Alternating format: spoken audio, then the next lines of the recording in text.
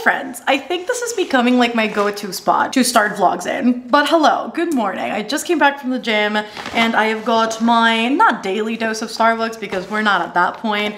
I hope we never get to that point, but I did order brekkie from Starbucks because I wanted a nice chai latte with oat milk and got it right here. And then I did order a bacon Gouda roll for the morning. And welcome to a new weekend vlog. I am going to be vlogging a weekend in my life because we have got a readathon this weekend. I'm going to be doing some filming, some editing, some Preptober stuff. Because as I mentioned in my last weekly vlog, I am doing NaNoWriMo, and I'm doing Nano this year, not as a means to like finish the novel, you know, going from like start to finish, but more than anything to build up that habit and that routine to get into the groove of writing so that it can become a consistent thing. And hopefully by the end of the year, if not the beginning of next year, we can have something fully drafted. And so I'm going to take you guys on that journey with me. I am also going to be starting and then finishing some books. And so I thought it'd be very fun to do that together on this weekend. And so there's that. I'm about to sit down and have brekkie because a girl is quite hungry and I need to edit tomorrow's video. Today's Thursday and I need to edit Friday's video so that I can put up early access for my patrons, which if you are not a part of Patreon, I would definitely suggest if you want some extras, but I am about to go do that so I can start out my day with some good old productivity. And then after that, we'll see where the weekend takes us. So those are all of my updates for the moment. Just wanted to cue us in and I'll catch you guys in a little bit.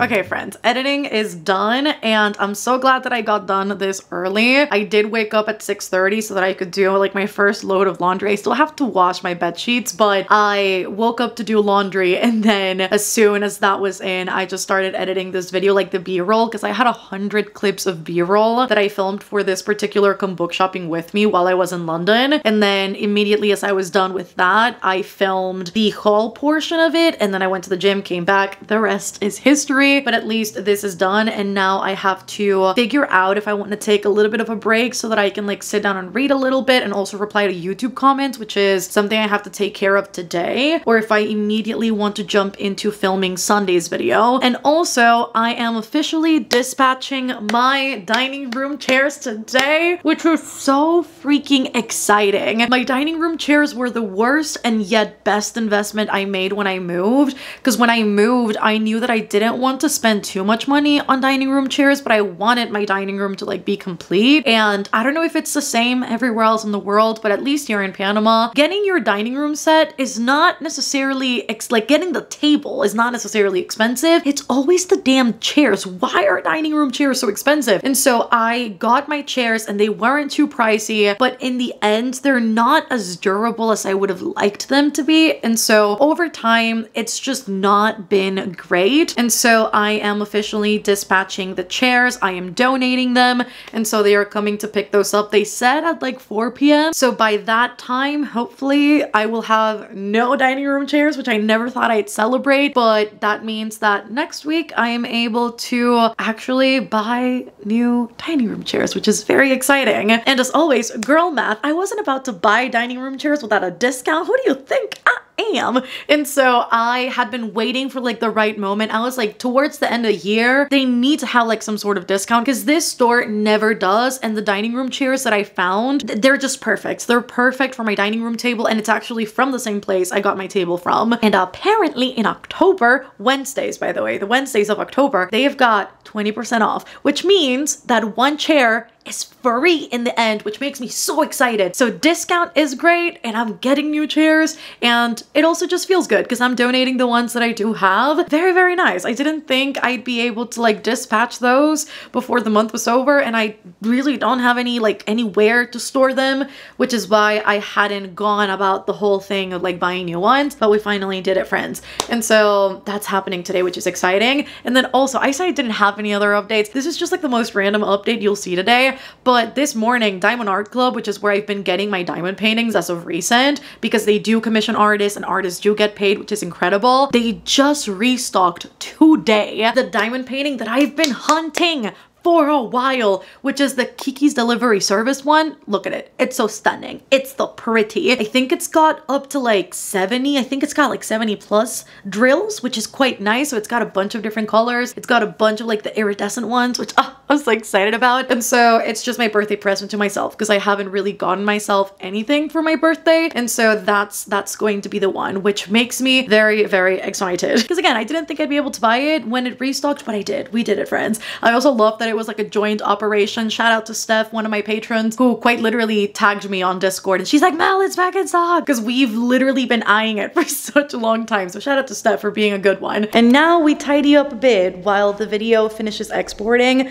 I look like extra white right now. Oh my god, that's a lot, because my house is a bit of a mess, and my mom and my brother came over yesterday again because their gas still has not been plugged in after the gas leak they found last week. And so they came over to do laundry yesterday, and there are some things that need to be tidied up. So let's get all of that done, because the video still has like 40 minutes left of exporting time, and so we can knock some things out while we wait. Ah!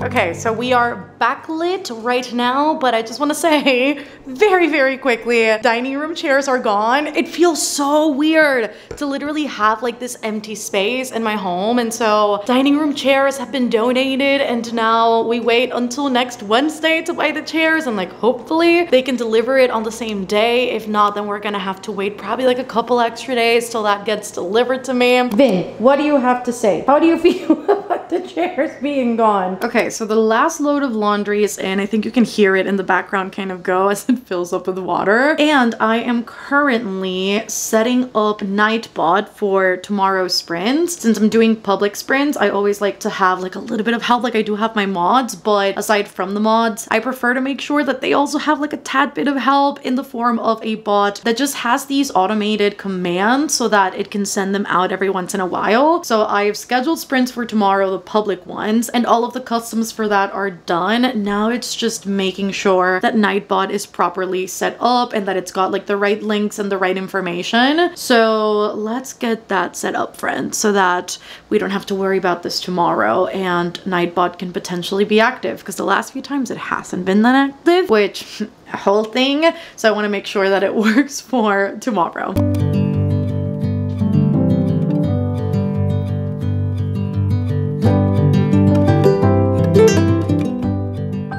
Guys, my packages are here! We are able to do a little unboxing today. This is like the most unflattering presentation. It's literally just a trash bag full of my packages. But this is just how my P.O. box brings them over, because typically I let them accumulate and then I solicit them to bring them over. And so we've got some things to unbox. And the very first thing is a Fairy Loot package. I'm pretty sure, I don't even know how to open this one. I'm pretty sure this is the Poison Study set, because I did order it a few months back and I'm pretty sure it got delayed, and so it was pushed back for shipping, and now it is here. So let us open it. At least I think it's this. Always forget what I've ordered from Fairy Loot, but it should be this because I know people are getting their packages and I have yet to get mine. So let's see. You've got Magic Study, which I believe is the third book, and the customs on this are absolutely stunning. I really dislike the original covers for this series, and so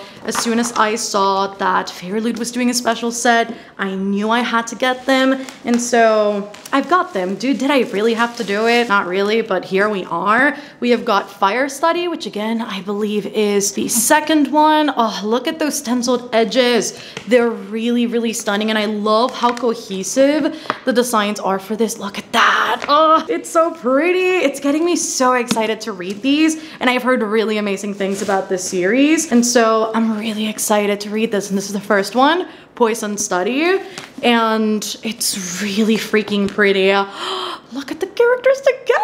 I'm so freaking excited. Really do hope that I enjoy them. So we have got the entire set right here. Look at that. Oh, they line up so prettily together. Oh my god, look at that. I'm so happy that I got these. Next up is a package from Barnes, which I know for sure is a gift from me to me because I have been seeing so many people talk about Throne of the Fallen, and I saw the Barnes Noble edition, which is this stunning pink edition that I like so much better than the actual regular edition. This right here is embossed, so it's a little bit raised, which just makes it so pretty. And we have got a colored map, just like Kingdom of the Wicked. We have got a colored map of the world and nothing under the dust jacket, sadly. But at the very least, the cover is stunning, and I am pretty sure it contains like a bonus extra chapter. Yeah, it includes special content as all Barnes & Noble exclusives do.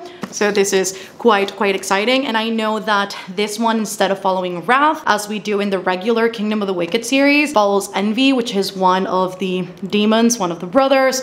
And this is, I believe, either what people would categorize as like new adult or just adult, which is quite exciting because Kingdom of the Wicked has this really weird switch up from YA to adult, or new adult, I guess. Don't really consider that like its own separate category, but it has this really weird switch up that just felt very confusing as far as the tone of the story. And so I love that this one right from the get-go is very clear as to which age groups it is targeting, and so that is very exciting. And I do believe it's a standalone, which is extra exciting too. We've got an Amazon package next, and I do believe, if I am not mistaken, that this is the book, indeed, that Liv chose for me for my October TBR. It's here rather late, but I'm still quite excited to get this read. So I do think I may start that this weekend alongside like my more thrillery, Halloween-y reads, just so that I can get a little bit of like romance and get my first Elsie Silver in, which I'm quite excited about. You guys, I'm so excited too because something I thought had gotten lost in the mail is here. And I did reach out to the store owner on Etsy, and she was super nice. She offered to send me a replacement, and I'm glad that I held off on replying just in case this did make its way to me. Took a little bit there, but I did get the stickers I ordered. So if you've been here for a bit, then you'd know that a few videos back I mentioned that I wanted to turn my iPad mini into an e-reader exclusively, or just kind of have the vibe of a Kindle that everybody's got going, because I have my iPad Pro and I do have my iPad mini, and I kind of use them in tandem, where my iPad Pro is typically more work related if I want to be mobile with my work, and then my iPad mini is predominantly my e-reader. And so I really wanted to get like a new case and stickers and a screen protector and a pop socket and just do what all of the reader girlies do, because I really want my iPad to look cute, and it kind of doesn't at the moment. And so I got myself a case, a pop socket, and then a screen protector, and I was never able to install them onto my iPad because my stickers hadn't gotten here. So this is like my current iPad setup, and like I don't mind it. It's just like the typical case where you just lift this up and like the iPad turns on and like the back of it is clear. My iPad is purple, and so that's the vibe I went for as soon as I got this, but then, you know, it just kind of stayed as it was. And so let's open the stickers because I'm so very excited about them. I have been waiting since I think early September for these to get here, because I did order these I think in August if I'm not mistaken, and they are here, friends, which is so very exciting. So these stickers are from, what's the shop name again? Fables and Fays on Etsy. I'll leave a link down in the description. So the very first thing I got is the late night book club sticker. So wanted to get something that was purple, and then everything else I got was in light blues, yellows, oranges, and just things that would really complement the purple again. And so I love the stickers that I got. I think they're so adorable, and I cannot wait to set up my iPad with these. I also need to figure out which stickers I'm going to include and which ones I'll be leaving out, because there are so many. I bought a bunch so that I could decide which ones I wanted, because in the past when I've ordered stickers to kind of decorate stuff, I have never ordered enough, and then I'm always kind of left up in the air. And this is a freebie right here. Look at him. He's so cute.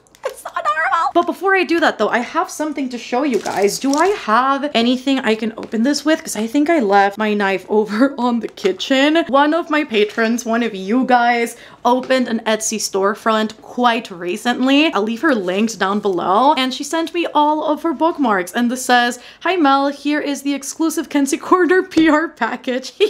Enjoy." I absolutely love that. I'm saving that post-it note. That is very adorable. I love that Kenzie has got oops bags, because I love buying these as well whenever I order from like Etsy or independent stores like these. So oops bags are basically just, you know, oopsies.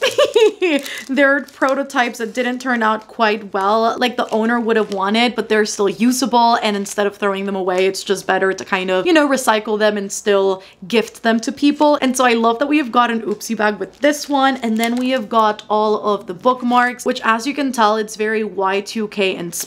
So we have got those two, and then we have got these three right here, and then we have got our last little bag. I don't know if maybe they belong in like specific collections or why necessarily they're grouped together. I'm gonna have to ask for like the lore of these. So here are all of the bookmarks, and again, I'll leave her linked down below in case you guys want to check Miss Kenzie out. And let's get on to decorating a Kindle.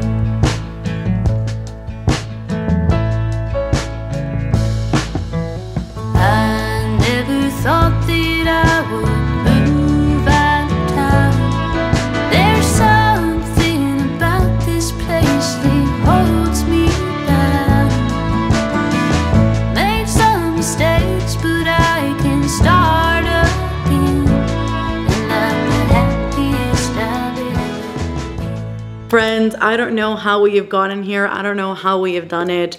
But let me tell you, something's happened. And that something is that I have read 50% of Powerless in a single sitting. It is super late into the night. I wanted to shower and wash my hair, and it is literally 11 p.m. and what have I done beside sitting here and reading 50% of Powerless? I still am going to wash my hair though, call me crazy if you will, but this book has got me in its trap. Also, the bookmark I'm using for it, I think is super cute. I got this from Gigi and Bo a while back, but it's the one with the cat dressed as little ghosties, and I thought this would be perfect because it's also purple. It matches the book, so I thought it'd be like a cute vibe. Also for like the Halloween season, I thought it was just like the perfect little bookmark to use, but I suddenly somehow read 50% of this in a single sitting. So basically in this one, we follow Sloane and Jasper. Sloane is a professional ballet dancer and Jasper is a professional hockey player. These two have known each other their entire lives. In fact, Jasper is kind of their honorary family member. So he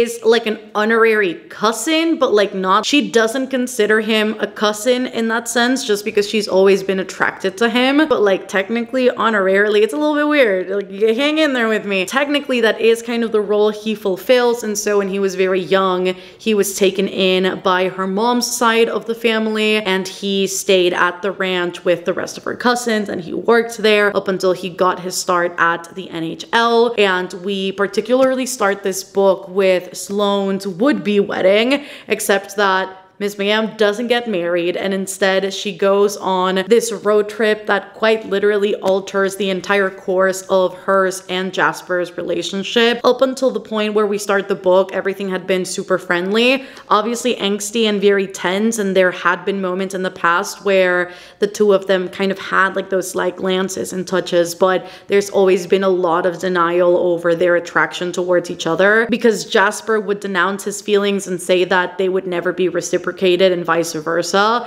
And so the two of them have kind of been running circles around each other. And so this particular trip that they're on really upends their friendship, their relationship in like the best way possible, where they slowly but surely start acknowledging, vocalizing, and realizing the full extent of their feelings. And I am loving this. It's not like the best book ever, but it is so entertaining and compulsively readable and accessible, and it is all of the things that I love in a good romance. It's best friends to lovers, it's super angsty, it is slow burn, it is tense, these characters have got a pass together. The part where I'm at right now, it's a one-bed trope as well, so it's kind of like forced proximity, and so there are just so many good bits to this, and I am really loving this. And it's the classic case of him being super protective and super possessive over her, but not in like an overbearing way. I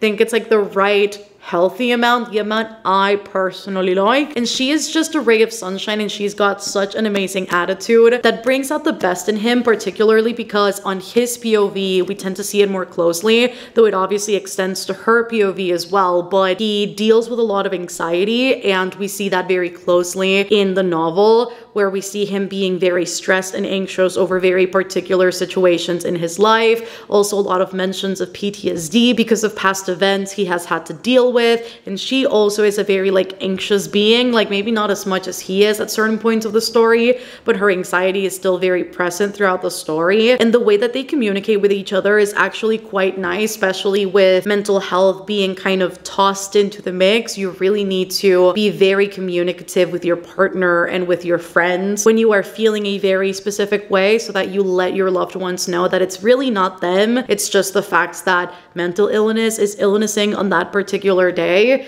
And so I really love the way that Elsie Silver is navigating it in a way that it doesn't define the characters, but the characters acknowledge that it is a part of their lives. And so communication has to be a big part of their dynamic for reassurance and for, I guess, consolation as well when any consoling does need to happen. And so it's quite beautiful. I'm really having a great time with this. Yes, I'll talk to you guys tomorrow. Good nighty for me, I guess, because it's not good night for you. Unless you are splitting up the watch of this video and you are going to bed, then good night too. But I'll talk to you guys in the morning.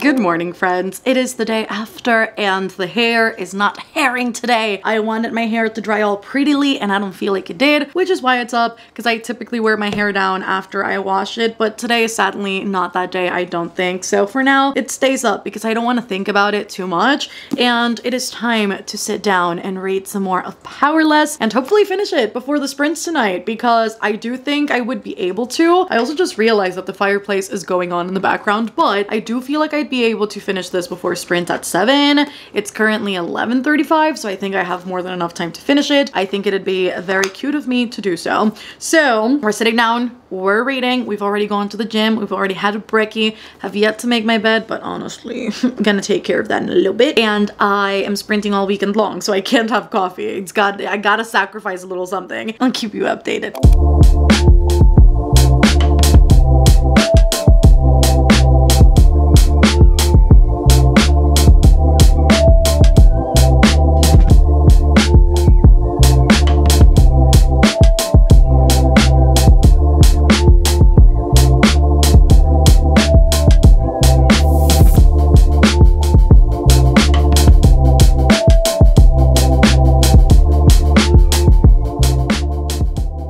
So friends, did I just finish Powerless? I did. Hello. So I finished Powerless and I'm going to give this 4.5 stars just because there were like small tiny things that I could nitpick at, like, you know, sometimes the sex being a bit mindless. It's kind of those faults for romance books that I kind of encounter time and time again for the ones that do have smut, where the very first time or the times leading up to like the grand event like feel really good and like they're really well written, and then the more you get into the story and more scenes are kind of thrown in just for the sake of it, it just feels kind of sloppy. Like it just doesn't hit the same, you know? And so that was one of the things. And then some small things that were kind of mentioned throughout the book that I kind of wish we would have seen instead of being told. Like Sloane's relationship with her dad and with Sterling, which is obviously something we don't necessarily see that closely, but there are a lot of mentions over her agency kind of being stripped away from her and a lot of decisions being made by, you know, the men in her life, and that made her very insecure in the long term. And we hear a lot of it, but we see virtually no example save for at the very beginning of the book. And so I kind of wish that we would have seen that a bit more illustrated throughout the book, because it is a huge thing for Sloane, where a huge part of the book is her reclaiming that sense of agency and ownership, and it feels or falls kind of empty at times just because we never quite see it in the way that she talks about it. So those were really like the only two things that I didn't necessarily love about the book, but other than that, the book was so good. I love when authors don't follow like the same, you know, like the same structure, I guess, where the female main character is always so insecure and she's got all of these doubts kind of crippling her in fear of not being enough for the love interest. And I love that in this one, Sloane is so very sure of Jasper and she knows what she wants. She knows what she is after. Like, she has loved him her entire life, and so there are no doubts in her minds that this is her person. And instead we see Jasper, because of his anxiety, kind of doubt and overthink a lot of the dynamic and a lot of what is happening, because he feels like he is not worthy of love, not from her specifically, but love in general. And he'd rather go into a place of self-deprecation and almost self-torture so that he can justify every way that he is unlovable. And so I think as a depiction of anticipatory anxiety and just kind of always expecting the worst case scenario and all of these very big what ifs and maybe even unrealistic notions plaguing his mind. Been there, done that. As a girly that suffers from a lot of anticipatory anxiety, and as a girly pup who just has generalized anxiety, like, it's a huge thing where the fatalistic thoughts are always present and it's really hard to evade them sometimes. And so I think that the way the author really painted the picture of anxiety, specifically in romance, but also everything surrounding it as an ecosystem, I think it was really well done. And so I really enjoyed this. And as the book went on, communication kind of suffered a bit, but I love that because of the amount of surety, that's not a word, but like because they are so sure of each other, the miscommunication that does happen in the book is not as strong as some other ones I've read. So the resolution for the problem tends to be quite quick in this one. And so that was also something that I enjoyed. Kind of wish that it wouldn't have been there in the first place, but I can also understand how his anxiety plays a huge role into that slight bit of miscommunication, because, you know, sometimes with anxiety you're talking and when you're having like that, not necessarily confrontation, because you don't have to brand it that way, but perhaps those more difficult conversations, you're kind of just anticipating how to mitigate people's like emotions and how to make sure that you don't hurt them or that you don't say the wrong thing because you feel like everything you say is kind of wrong. And so I can understand why, as a result of it, maybe he wasn't as communicative in certain, you know, confrontations or conversations with Sloane. But other than that, again, the way that everything was resolved was quite pleasing to me. And so I really enjoyed this, and I am not interested because I've read the synopses for the rest of the series. It's also thundering, by the way. Happy ASMR. But I read the synopses for Powerless and then Flawless. I think those two are called like books 1 and 4, and I am not interested in those at all. Like maybe I'll change my mind. Maybe you guys can change my mind in the comments. Do let me know if you think I'd enjoy those two books, but I am going to order copies, like matching copies for Heartless and Hopeless, which are books 2 and 5, because I really want to read about Bo, and Cade is a single daddy, so therefore I want to read it, of course, because I love the single parent trope, and it's like nanny, single dad, so I think it's a recipe for success. There's that. That's like the first book of the readathon, I guess, because the readathon's already started for me. And so I think the very next thing I'm gonna start is And Then She Was Gone, but that's a task for later because I need a little break, and a little breaky break from having read this book. So having read this book so fast, that's a sentence. I'm sure it's grammatically correct. It doesn't sound it though in my head.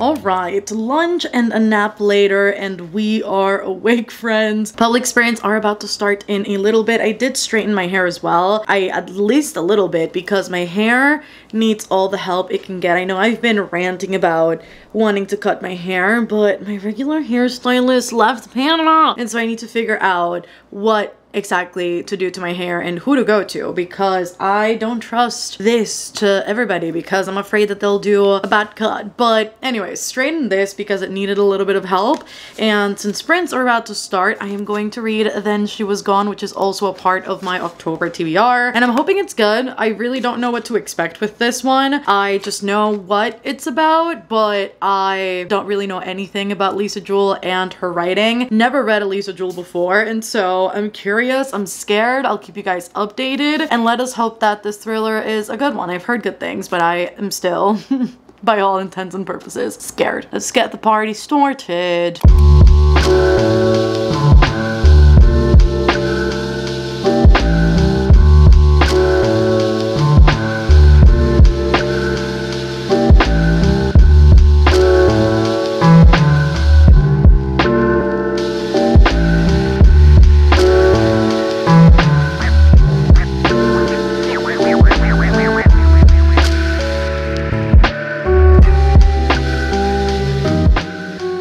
Hello friends, sprints are done and we were actually really productive during them. I'm just coming over to the living room. I literally have my hands full. Do you see this? But it's the absolute stubborn nature in me where I want to take everything with me to the bedroom because I am fully ready to go to bed. I am tired. It is past midnight, but Sil was acting kind of weirdly and I didn't know whether or not she was feeling like ill, she was feeling sick, or if she was just like overstimulated. Turns out that I think she was just overstimulated because she's literally just chilling, just right there, and she's having a good time now. But for a second there during public sprints, she had me a bit concerned, and public sprints were so freaking good. I love sprinting publicly, and this is something that I've talked about before, where I love doing it, but it's just one of those things that's always terrifying because obviously there are so many people in the chat. In the past, it's gotten out of control. That was before YouTube had like all of their, I guess, like systems in place to better filter comments on a live show. But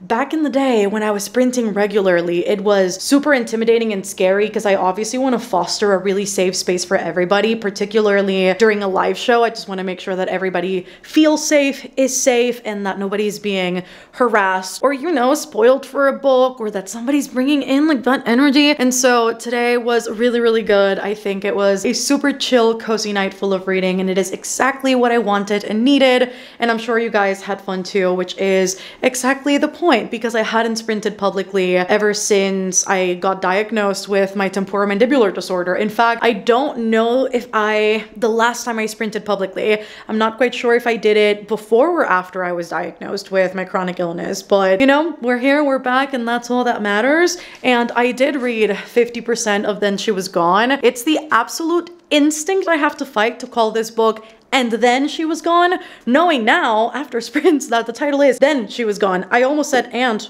again. Anyways, I read 50% of it and it's a weird book. I'm intrigued. I don't know where the hell it's going. Like I have my theories obviously, but I don't know that they're correct. Like I have 3 different theories and so I don't know which way it's swinging. So it's going to be an interesting one, but I have talked about Then She Was Gone before because I did obviously haul this in Acom Book Shopping with me, as well as obviously talking about the synopsis itself during my October TBR. But basically in this one, we follow Laurel after the disappearance of her daughter Ellie and her never really getting the answers that she wanted, needed, was expecting. And so we flash forward to the future, present time, where she meets Floyd, somebody that she is starting to date. And when she meets his daughters, one of them looks eerily like Ellie, except that her name's Poppy, and obviously it's a different child, but the similarities are astounding. And not only that, but like Poppy is a creepy kid. If I met a 9-year-old who acted and interacted the way she did, I'd be freaked the fuck out. No 9-year-old should be that well-spoken, nor reading the Goldfinch.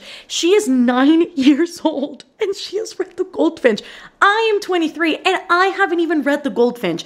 It's just honestly astounding. It's wild. And anytime she interacts in any way, shape, or form, it reminds me of The Orphan, the movie. I love that movie, but it's so unsettling because it really, like, she speaks like an adult. And so at this point, I'm wondering, like, is she Ellie's daughter some way, somehow? Like, how is she like related to this whole thing? And who really is Floyd? Because we know that he's kind of weird. So like, who is he? What is he up to? Like, what intent does he have? And Laurel too is like a really like weird mom. Like, it's really easy for her to mask her feelings, but she feels a lot of resentment towards her kids and their partners. And even the role of a mother is something that she seemingly feels some sort of resentment towards. And so there are definitely layers to her character in that it speaks of motherhood in perhaps not the most common way. But I do have to say, like, everything's uncanny. Like, from the way that Floyd looks so similar to her ex-husband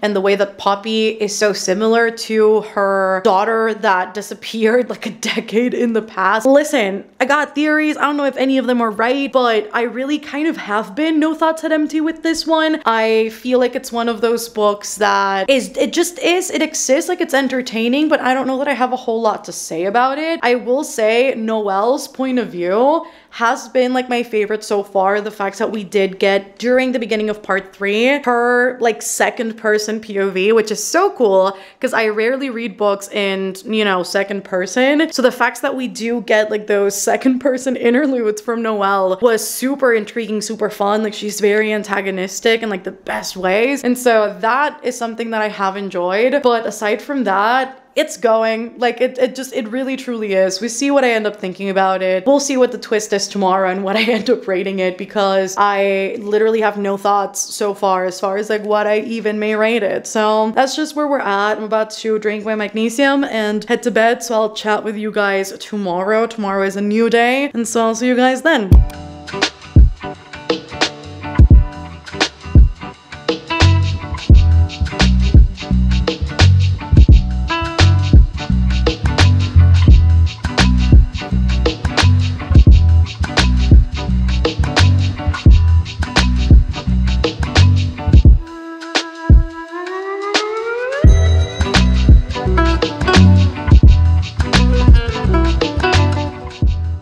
It is so weird to sit in the living room and have no chairs behind me. I have said that one too many times. However, I'm torn. I don't know what I want to rate this. I think in the heart of hearts, in the brains of brains, in the intuitions of intuitions, I think I'm gonna go with the 3-star. My thing with this book is, and like my main gripe, is that I like the sequence of events, albeit the twist is predictable. Twist was like really, really good and it was very insidious, but my main thing is that, one, I felt mostly no tension at all throughout my read, which is not the greatest thing to like not feel as you're reading a thriller or a mystery. Like, I want to feel that progressive build up towards that resolution, towards that twist, towards that reveal, and I didn't really feel any of it, which was very unfortunate. And then also a big thing in this book is that Laurel doesn't necessarily have the best relationship with her kids. She, funnily enough, finds herself having a really good friendship and relationship with her ex-husband Paul, which tends to like not be the case a lot of the time with divorces, and so that part was really good to see in the book. But in turn, she doesn't have a good relationship with her daughter or with her son. And towards the end of the book, we see her have supposedly like a more seamless relationship with at least Hannah, her daughter. And there was no character development nor progress throughout the book to indicate that that is something that would have happened towards the end. And so we see them at the end having a good-esque relationship, and I don't know how we got there. And so that jump from one end of the spectrum to the next just felt a bit abrupt to me, and so I don't know that I see the development of Laurel's character all too much. I obviously understand that a lot of her character is very much under the blanket of grief and unresolved business with her daughter's disappearance, and there's a lot of, again, question marks in the air as to what happened. Where did Ellie go? Where did she end up? Is she alive? Is she dead? There are just so many different prerogatives, I think, with this particular case.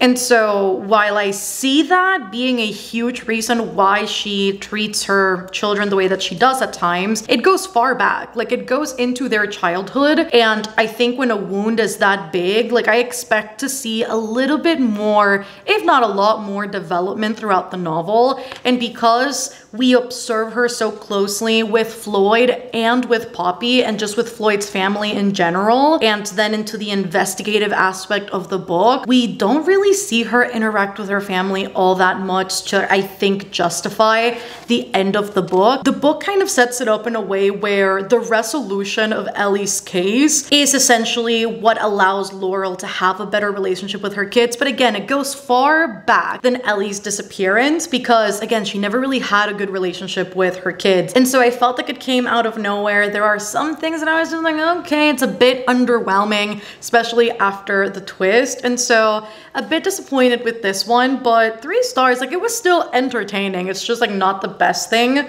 I have ever read. That's the update on that. Now I need to do the dishes because I haven't done that quite yet, and I need to figure out lunch because we have sprints in 2 hours. I just finished Discord sprints, but we have public sprints for the readathon in 2 hours, and so I want to make sure that the dishes and lunch are both covered, and then after that we will pick up Mort and we will finish Mort because I only have 157 pages left.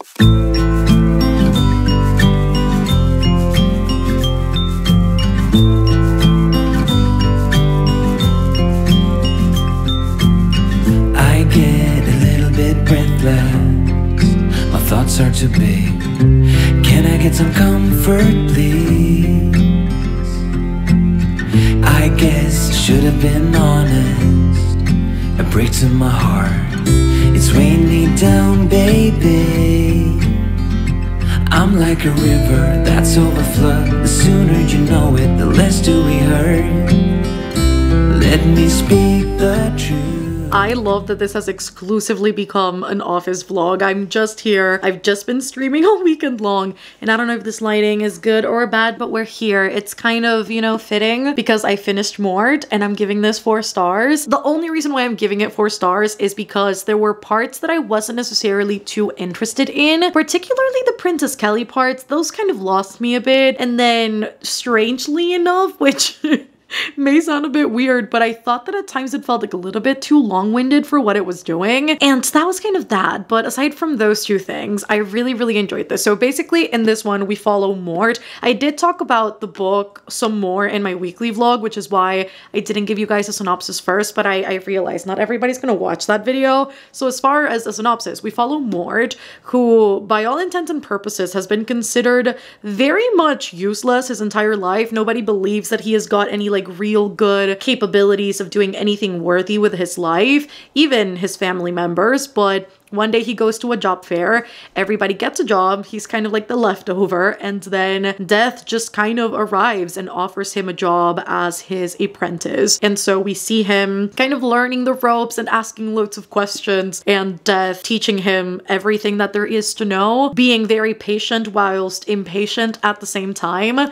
And while the first chunk of the book, I'd say like the first 100 pages or so, is very much about that, the more you get into the book, you kind of see a lot of role switching between Death and Mort, where Mort in particular feels and acts more like Death as the book goes on, while Death is more in search of his humanity, and he wants to experience a lot of human-like things like drinking and finding his first job and partying and feeling wanted more than anything. Like, he is just desiring a lot of the time that human connection, and he just wants people to care about him in the way that he, you know, cares about his job and about what he has to do on a daily basis. And it was really good. I really enjoyed like this very wholesome relationship between Mort and Death, and how as the book goes along, it is not like as simple as meets the eye, but it really develops in a really nice way. Also, I don't know if we can call it romance really between Isabel and Mort. I like that it happens in a really strange and unconventional way. Like, we don't really see them falling in love in the way that you'd kind of expect with any book. It's just like there's a lot of apathy between the two of them, and then suddenly she's like, I love him, I think. And they have like a lot of banter back and forth, which is quite nice.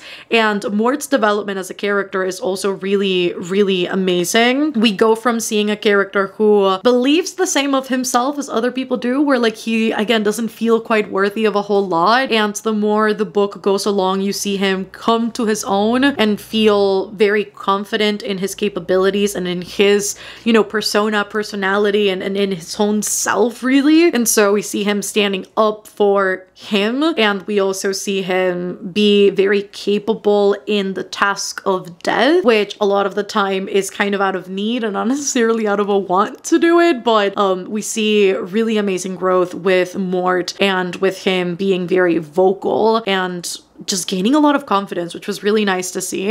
And so the book was good. I do think that moving forward though, I am going to listen to the audiobooks for the Death series within the Discworld, because I sampled the audiobook for this one and I didn't switch to the audiobook only because this book, or at least this edition, doesn't have chapters. So it's one long thing. And so I wouldn't have been able to really place myself in the audiobook even if I tried. And so I sampled it, and it sounds really amazing. From obviously the accents all the way to the actual like narration and characterization, like it was just really, really good. And so I do think, again, moving forward, I am going to get the audios for the rest of the series. And if there's like any other Discworld books that you think would be good to go into after reading Death as like my first Discworld experience, do let a girl know, because I don't know where I would go in the Discworld after this, because I don't know. I genuinely am like at a loss. And so there's that. But this one was very enjoyable. Really did love the journey with it. I do have to admit, I loved the start and end of it more than I did the middle of the book, which is odd because the book is only 257 pages long. It was not great,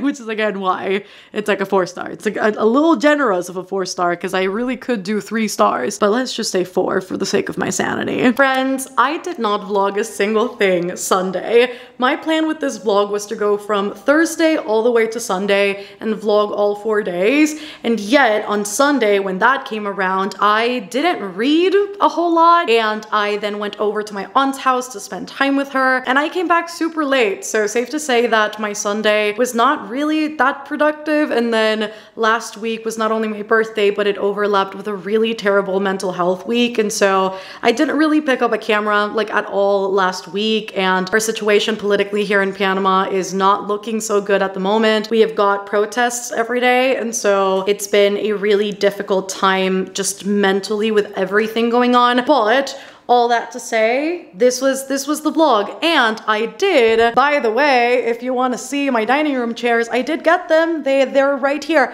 Had to ask for my aunt's help to go pick them up because I couldn't leave my home to get them. And so I had to beg her to help me out with these, because it was not looking too good unless that happened, because they're not doing deliveries right now. So Still is right here. Hi, Bubba's. Do you want food? She wants food. She's begging for it. And we have got new dining room chairs. This is what they look like. I personally love them. I feel like they look so much more elegant and kind of put together than the last ones I had. Right at the back is stunning. Hi, Mama. I also love the color of the actual cushion, and the legs are matchy-matchy now with the leg of my table, and so it just makes a whole lot more sense, and I love it. There are still obviously like other changes I want to do to my living room. Like I do want to switch over my couch, and my aunt is doing like a custom piece for me for the living room, because I mentioned this in a previous vlog, but when I moved in, I made a lot of what I knew at the time were going to be temporary decisions because of my budget when I was moving and buying furniture. And so now, slowly but surely, I want to make more changes and make some more definitive purchases that I know are going to last me a lifetime, and just make some smarter investments furniture-wise. And so I'm quite looking forward to those.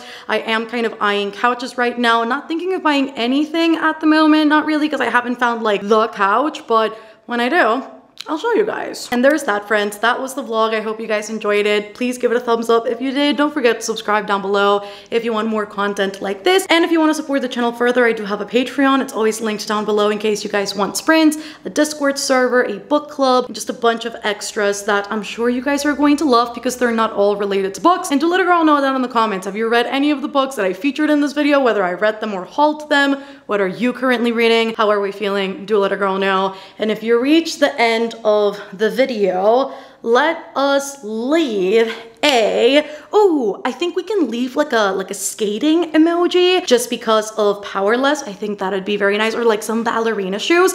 Anything relating to like hockey, skating, or ballet, leave any of that down in the comments if you've reached the very end of the video. Love you all so much, and I will see you on the next one. Bye!